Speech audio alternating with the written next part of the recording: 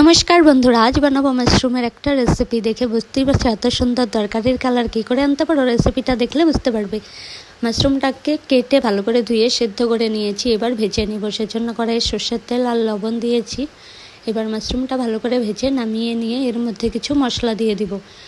কাঁচা লঙ্কা আর গোলমরিচ বাটা, আদা রসুন আর দিব পেঁয়াজ। এই বড় বড় করে কেটে রাখা পেঁয়াজগুলো, তারপর লঙ্কা গুঁড়ো, জিরে, হলুদ গুঁড়ো, একটু সর্ষের তেল দিয়ে ভালো করে মিক্স করে 10-15 মিনিট ঢেকে রেখে দেব। তারপর ঢাকনা খুলে এবার এটাকে বানাতে হবে। কড়াইয়ে সর্ষের তেল দিয়ে দিব সামান্য জিরে ফোড়নে। তারপর এই যে মাখানো মাশরুমটা দিয়ে একটু ভালো করে ভেজে নিয়ে এর মধ্যে জল দিয়ে ঢেকে দেব।